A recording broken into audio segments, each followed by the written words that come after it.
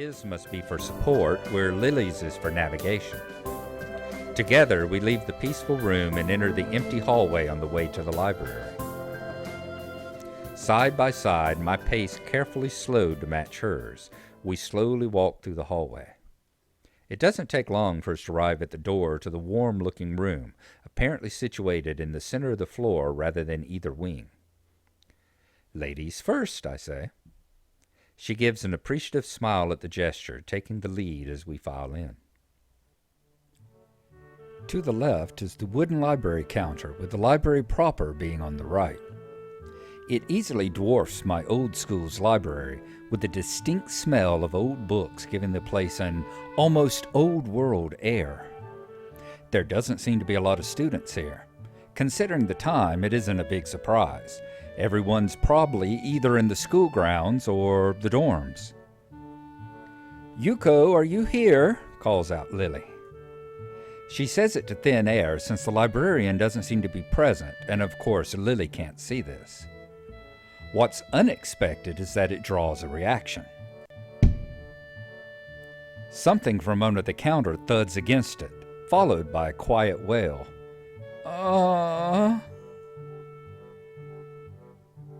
The origin, apparently the librarian, quickly crawls out and bounces up to extremely rigid attention. "Hi, Lily," she says. "How can I help you?" Her voice is strained in a failing attempt to sound casual, and she's rubbing the back of her head. "Good afternoon," Lily responds. "What happened just now? I heard a strange sound." It's nothing. I just hit my head. See, I dropped an eraser under my desk, and while I was looking for it, a pencil dropped, and when I was looking for both of them, you came and surprised me." Lily continues, "Are you all right? I'm sorry, I couldn't know." It's okay. Sorry for making you worry. This is nothing. I've had worse happen to me." She's quick to reverse Lily's apologies, almost frantically trying to push aside the possibility that she could be in any way inconvenienced by bashing her head on the counter.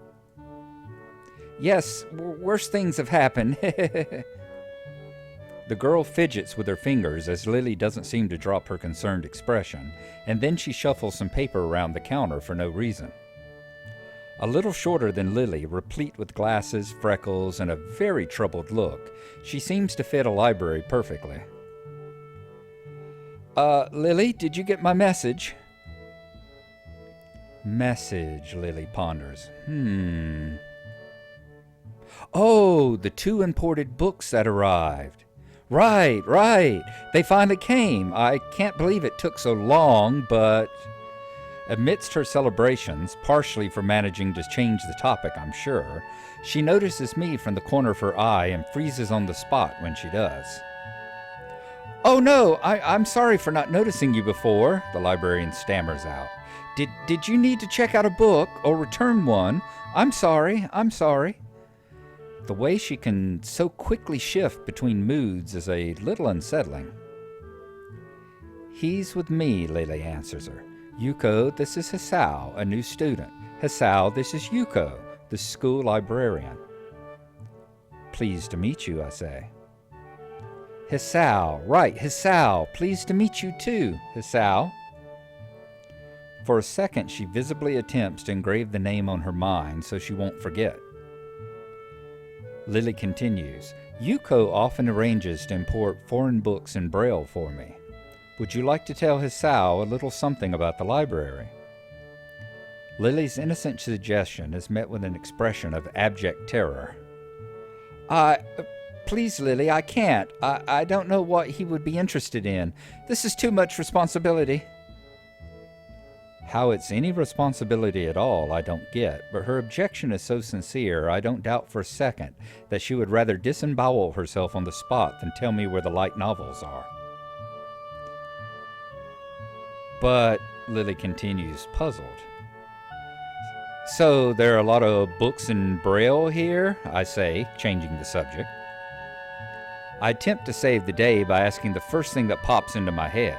It seems to work, at least partially, as Yuko seems to not exactly relaxed, but at least looks slightly less tense.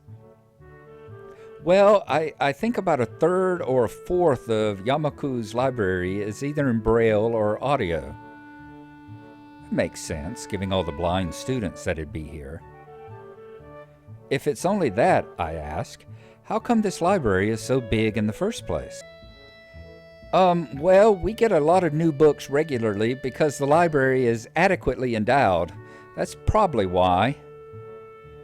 Yuko continues. They spend more on new books than on my salary, and then I have to organize and shelve all of them.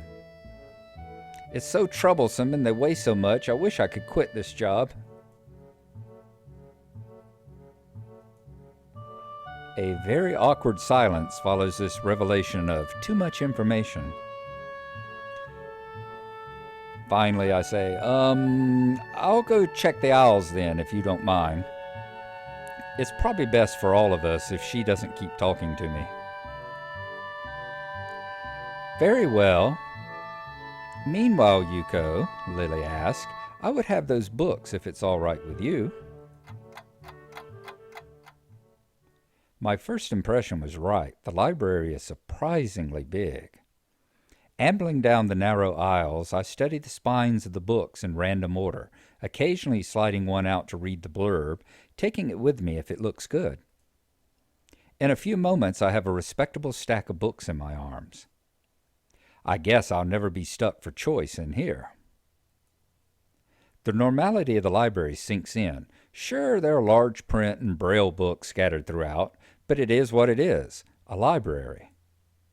It's as if the calm mood from the room I had tea with Lily in snuck in here with us, unless it was here to begin with. Something about that just puts me at ease, just like before. I reach the end of the aisle and find a collection of desks set up for study or personal reading. Going a little further, though, I discover a nice quiet corner at the back. While the rest of the library has the odd student sitting at a desk, either reading or stealthily sleeping, the back is pretty much deserted. As I glance around, I see someone who I recognize sitting on one of the several beanbags. It's the dark-haired girl from my class, the one who snuck out of the classroom earlier. She's reading a book, keeping it close to her face, which makes her look like she's really into it. From the way she was acting today, I had her pegged as more of a delinquent than a bookworm. In fact, her mysterious disappearance in the class raises all sorts of whys in my head. Intrigue floats slowly but surely toward the surface, and before I know it, I'm walking toward the mysterious long-haired girl. I guess there's no harm in introducing myself, as I would with anyone else. She's a classmate, after all. Walking over to another beanbag, I take a seat and lay my books beside it. The girl starts, looking scaredly up at me from underneath her fringe. This is the first time I've seen her this close. Underneath her long, dense bangs, I can see that part of her face, at least a third, if not half, is pretty badly scarred. My eyes are immediately drawn to the scars, subconsciously peeking past her hair until they meet her own eyes. For a second, I am shocked and divert my eyes to the book in my hand before I realize that looking away probably only makes it worse. It takes too many seconds to collect myself, and I remember what I walked up to her for.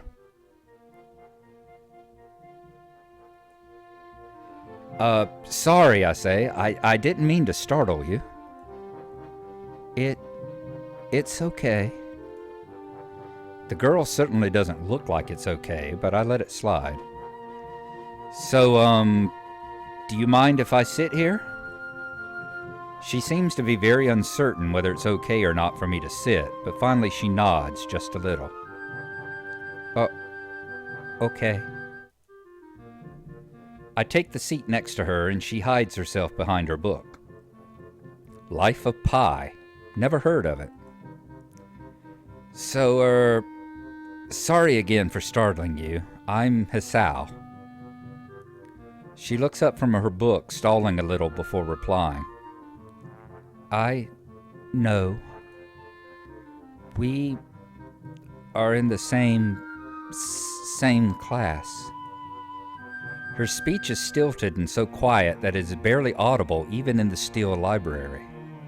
Somehow I think that my delinquent impression of her was wrong. Hanako. I'm Hanako.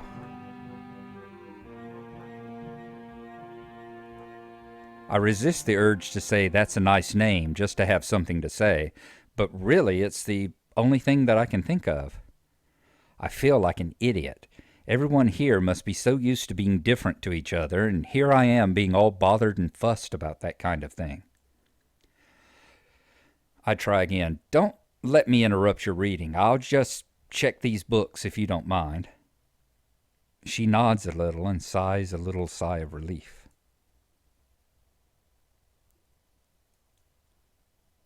So I try to read the covers and the introductions of the books I picked up, and she buries her face in her book. Uncomfortable silence consumes us. My eyes still wander to her direction, and I sneak peeks at her flowing hair and the scars it's hiding.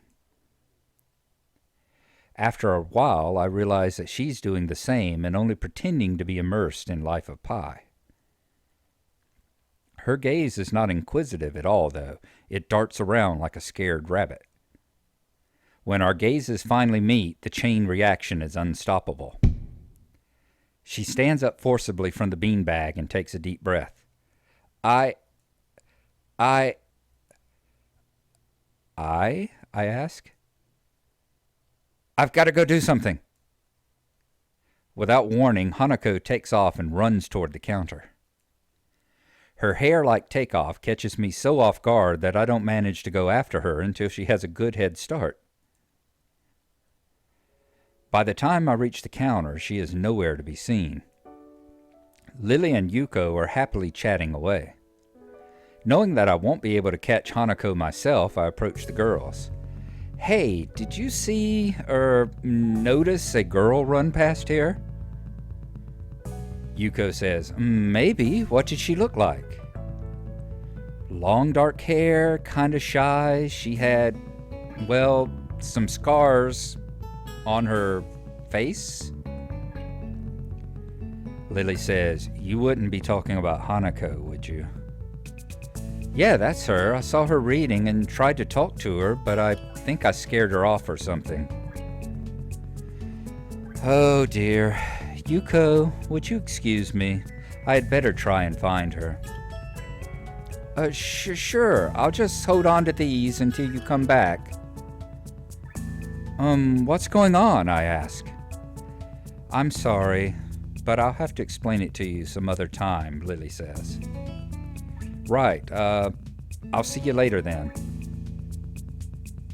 Lily hastily grabs her cane and hurries out of the library, leaving me alone with Yuko. I sigh at her. I don't think I'll ever get the hang of this place. Did I do something wrong? Yuko asks, what did you do? Nothing. I was just looking for some books, and then she got this fit and ran off. The most offending thing I can think of was that I might have looked in her general direction a few times. Yuko says, well, she is a very timid girl. You have to be very careful around her. She can be very jumpy, I think, and she's not accustomed to talking with other people. Isn't that a bit strange, I ask? I wonder, she says. It's just how she is, I think. Yuko doesn't sound all that convincing. Then again, maybe this is just the norm around here. Everyone has their own problems, or else they wouldn't be here. I sigh, but how should I deal with these people?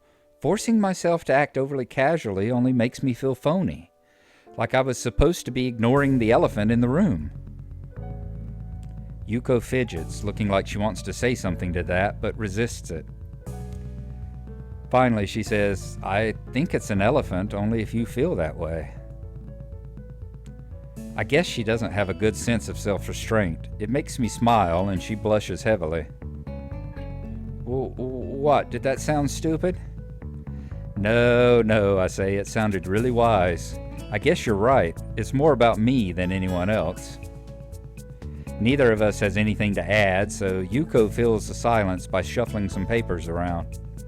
People who have papers on their desk really like doing that. Did you find any books? She asked finally. I should be closing soon. I mean, this library should be closing, but I have to do it. I hope it's not too inconvenient for you. Oh yeah, I want some books, but I left them over there because I'll just go get them. I fetched my stacks of books from beside the beanbags where Hanako and I were sitting and returned to the counter. Wow, you read a lot, don't you? I've surprised myself with that too, honestly, I reply. At least when I really think about it. I had a lot of free time earlier this year, so I just kind of started reading books to fill that time. I couldn't do much else. Yuko says, I see. But she doesn't say anything else and just checks out my books for me. I guess this is what they call tact. Holding the library books with one arm, I trawl my pocket for the key to the door. A sudden sound from behind startles me, making me nearly drop the books I'm carrying or the key that I almost managed to get into the lock. Who is it? I turn around to see who is talking to me. It's Kenji. He seems to be in a friendly mood, although the light glinting off his glasses in the dark gives him a sinister look. It's just me, I say to him. This makes him pause and lick his lips nervously. Who is me? I don't know anyone called me. Are you some new guy again? His voice is suddenly strained and quick. Yes, I answer, but we've met before, yesterday. I don't think so. I would remember someone I met only yesterday. When was that? What day is it today?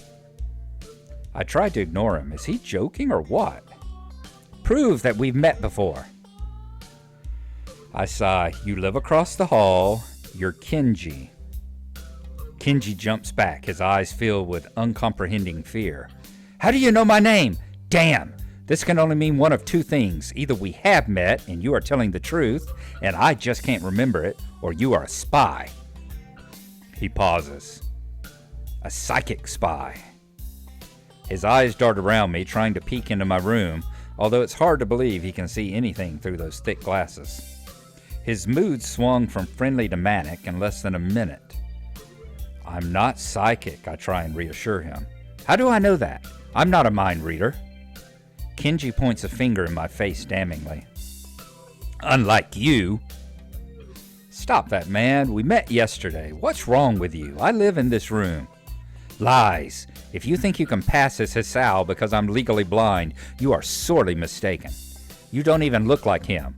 I mean, the resemblance is real slim. Maybe at a distance, but who do you think you're kidding? I want to grab him by the shoulders and shake him. Exasperated, I rub my eyes and let out a heavy sigh. Stay there, he says. Kenji comes closer, one careful step at a time. I stay still lest he assault me physically, although I doubt he could do much damage even if he did. Oh, wait, I see it now. Damn, it really is you. Sighing again, and then once again for good measure, I step backwards just in case. What's up, man? You don't look too good, I think. Something wrong? I answer him back. I don't know. Just had something stupid happen to me. A few stupid things, actually, even if you discount this one. I can't get a proper touch on other people here, and I have no idea if it's because of me or because of them. I don't know why I'm telling this to Kenji. It's not like we've had any contact either. That's rough, dude, he says. Yeah, I'm sorry about calling you a psychic spy and all, but you can never be too careful. It's the hard reality we live in. I'm slowly starting to think that Kenji isn't necessarily living in the same reality as the rest of us. You see, he continues, this is how it is, this world. There is no justice, you see? Even when I lose, I win because I don't lose the lesson. What does that even mean? I ask him. It doesn't matter. He dismisses it flatly with a wave of his hand. So what happened? Why the long face? Do you have a long face? It's nothing. I just scared some girl off accidentally. Literally, too. She actually ran away from me. It was my fault, really, I think. I'm just not really used to all this yet. A girl? A cute one? Cute. That's a hard question. She had a nice body and really beautiful hair, but the face? I guess it could go either way. Yeah, I say. Cute, I guess. I knew it! There are a lot of cute girls here, a strangely disproportionate amount. I believe this is one of the dark secrets of this school. I tried to warn you, ma'am, but did you listen? I don't remember any such warning. Dark secrets, I ask him. Yes, dark secrets. Extremely dark, like a black hole. Have you noticed that the number of girls in this school is slightly but significantly higher than the number of boys? It's like 60-40. He turns his head to the left and stares off into the distance at nothing. Why is it like this? I mean, to the untrained eye, it doesn't appear to be that bad, but that is a full 20%. One would think that a school with such a huge pool of women would be a man's dream, but no. What I'm about to tell you could blow your mind. Are you ready? I don't know where this is going, but I think I won't be missing much by cutting out now. No, I answer, I am not ready. I only get as far as turning the doorknob before Kenji starts talking again, showing that he really doesn't care if my mind is blown or not. I believe that this school is a battleground, the site of a feminist infiltration. This disparity in the number of men to women is a clear sign of how far they have come. In case this Cold War turns hot, they will have superiority in numbers. Just another skirmish in the eternal war against the forces of the feminists. They're everywhere. In Japan, women outnumber men. It's not a 60-40 split, but it's only a matter of time, man. Even in America, women are the majority by a hair. They're building up their numbers. In the past, the buildup of a military has always been the clearest sign of imminent war. Japan is just the first step.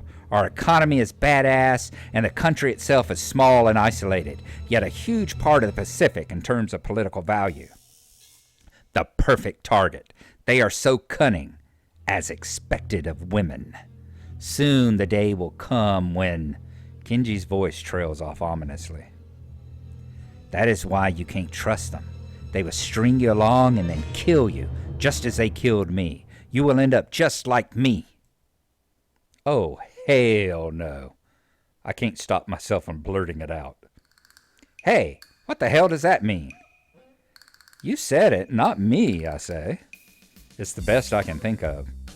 So, you're not supposed to say something like that. Damn, so rude. Where was I? Oh yeah, vast feminist conspiracy. Stop it, stop, I say. I lost you way, way back there somewhere. Somewhere around feminist infiltration. Too hard to follow? It's cool. I have some graphs and stuff in my room. And puppets. You like puppets? No, puppets, I say very firmly. You don't like puppets? Okay. Graphs are still cool though, right? He speaks energetically, responding almost before I'm done talking, moving his hands in an animated way as he continues to rant on. This is too strange. I had him pegged as relatively normal, but it's clear that I was wrong. Something on your mind, dude? Just thinking about what it's like to be the last sane man in an insane world. Kenji frowns, looking deeply upset. You mean that's you? That can't be, because I'm the last sane man in an insane world. That is my dream. You can't just steal a man's dream. What the hell? There can't be two last sane men. It would invalidate that whole last part. And that part is kind of important. There can be only one, like in that foreign movie where there could be only one, and in the end, there's only one dude left, because that was the point. I have never seen anyone talk so heatedly and so defensively about absolutely nothing before.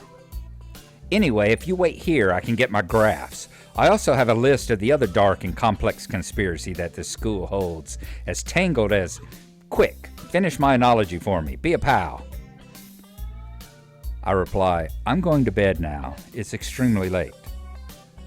That doesn't sound like an analogy, but whatever.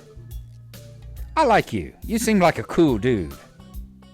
Most people don't understand what I'm talking about when I try to explain the vast feminist conspiracy to them.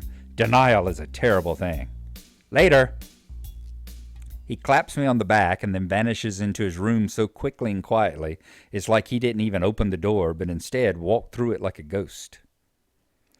I don't know if I can fully digest what happened, so I give up and just go to my room, kicking off my shoes before falling face first into bed.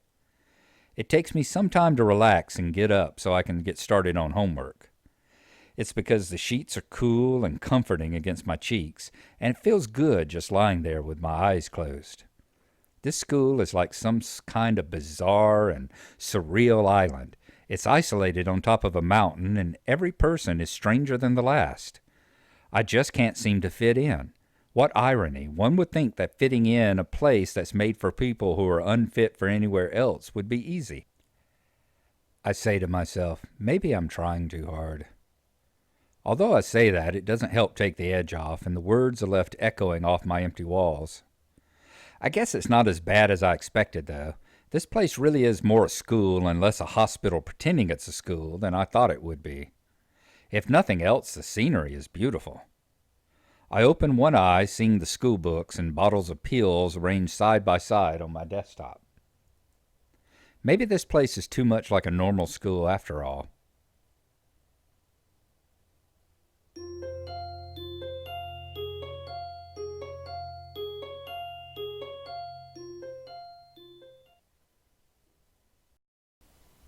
All right, so our third day at our school has come to an end now, and we have made the acquaintance of yet another one of the girls, Hanako, the girl with the bad scarring on the right side of her face, and the lovely, lovely hair and body that goes with it. Um, she happens to be one of my two favorites as far as the pathways that you can go down. I'm very much I think they call it a Hannah Bro. I'm very much a Hannah Bro, and she's probably tied for Emmy as far as my favorite character and my favorite person to pursue in the romance part. So we will be doing her after we finish up with the Emmy route here. Her route will be the second one we cover. We also have a very important choice here whenever we sit down on the beanbags with her.